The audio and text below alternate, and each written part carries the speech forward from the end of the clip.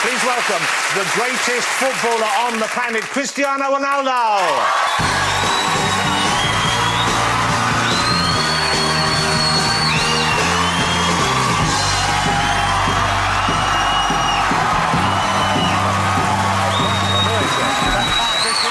Cristiano Ronaldo, come and sit down, Cristiano. This side, right? Yeah, just over there, just over there. Well.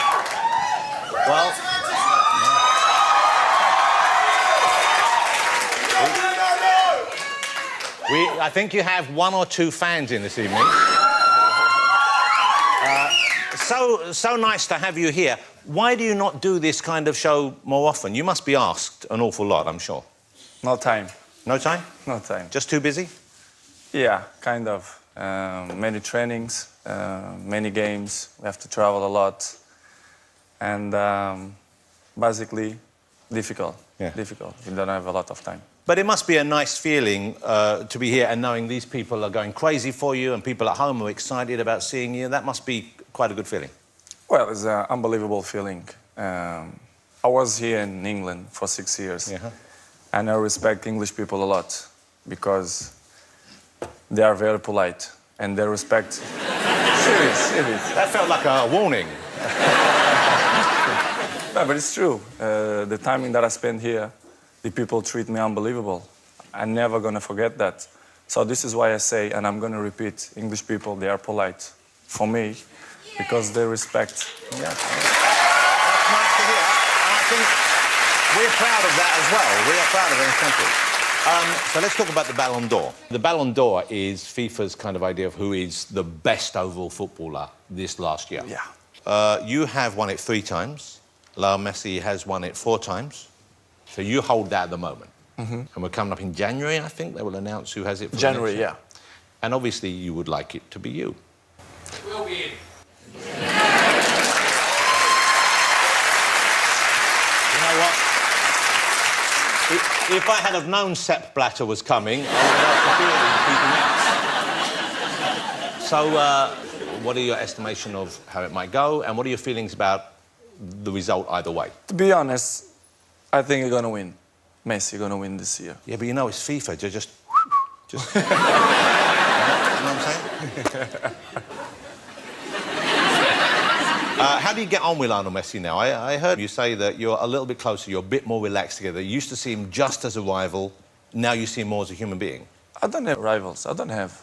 We have a normal relationship. We share this stage there in FIFA 8 years. Yeah. No one's did that in the past. It's only us. Yeah. So it's good. I have a good relationship with him. He play for one club, I play for another club. He want the best for him, I want the best for me. So it's normal. We have a good relationship. You know, we are not home friends, but you know, we respect each other. That looks like a very good relationship, right there. What is he wearing? Well, let me talk. There's so many questions to ask you, but let me talk about your time here with Manchester United then. How old were you when you came over to join Manchester United? You were just 18? 18, yeah. 18 years old.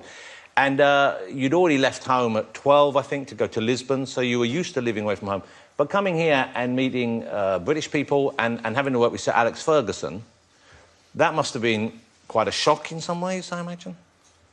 Not really. It was the key why I'm moving here to England.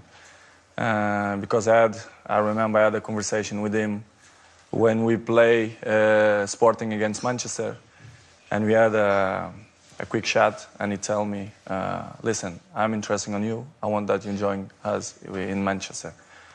It was the key. So it's unbelievable person. He treat me very good.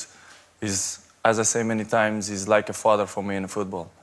So I have to appreciate what he did for me.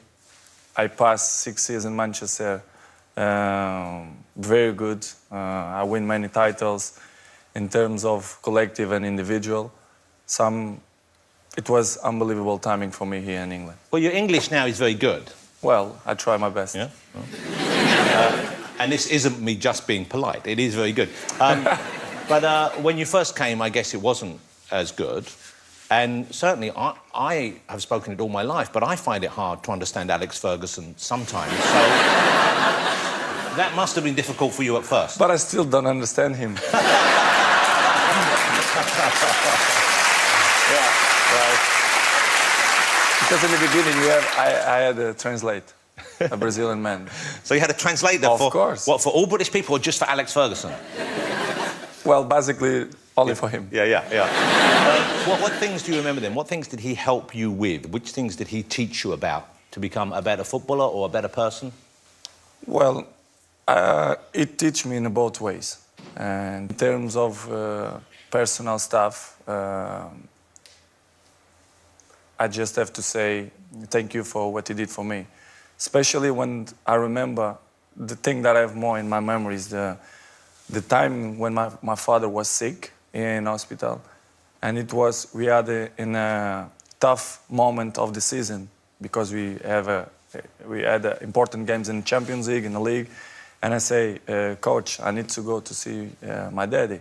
And I was a key player. I was a very important player. Yeah. And he said, listen, your family is the most important that you have in your life. If you want to go 3 days, 4 days, 5 days, you can go.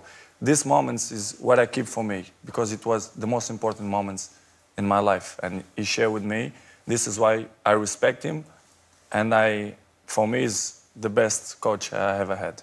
You know, you said earlier, he was like, you've said this before, he was like your father in the world of football. And there you just mentioned your biological father, who died in 2005, I think. Yeah. You know, I think a lot of us, I'm not that close with my father, but I have a couple of memories from when I was young that I remember very fondly, which are quite special to me. Do you have memories when you were young of you with him that you treasure above the other memories? Yes, I have unbelievable memories. When I started to play football, my father was so proud of me because, you know, he was a kid man of a football club.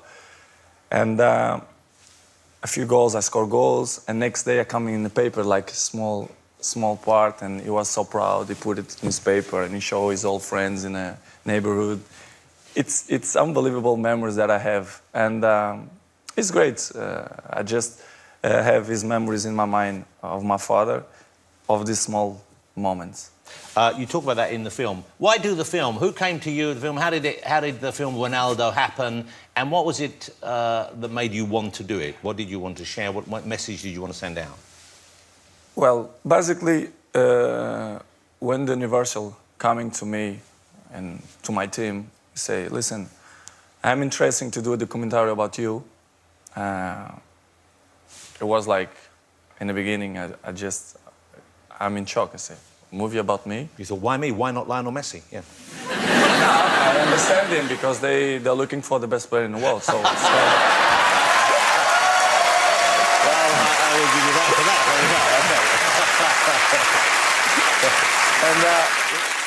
And I think at the end of the day, the last result, it's good. I'm not showing something fake. It's me. The people who really know me, my friends and my family, they're not going to surprise. But I did the movie for my fans.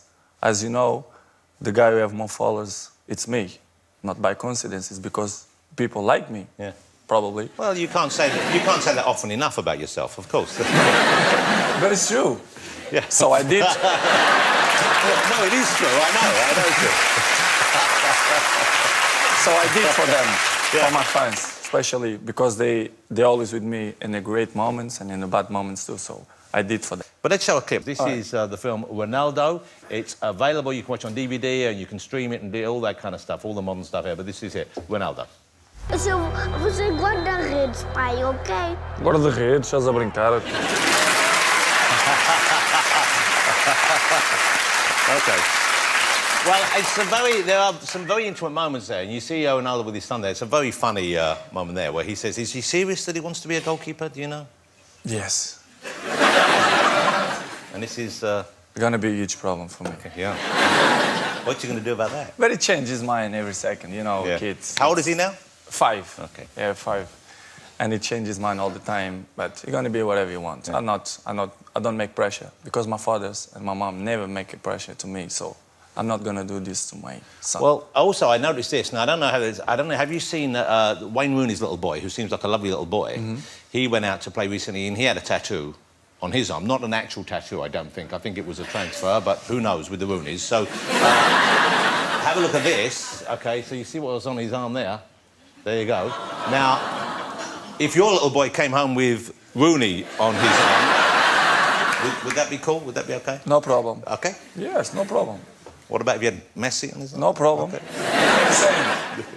If he will do that, it's because he's smart. He knows he's good players. That's fair enough. That's a good point. He is. Yeah, that's a lovely answer. Well, we'll talk about this a little bit more, but your mother, obviously, is a hugely important part of your life. She figures quite heavily in the movie. She's a passionate supporter of you, and obviously she loves her whole family. You can see that. But one thing that amazed me is that she says in the film, and you're there, that you were an unwanted child. She didn't want to keep you. Mm-hmm. Now, that must be a shocking thing. The first time you hear that, that must be... No. Normal.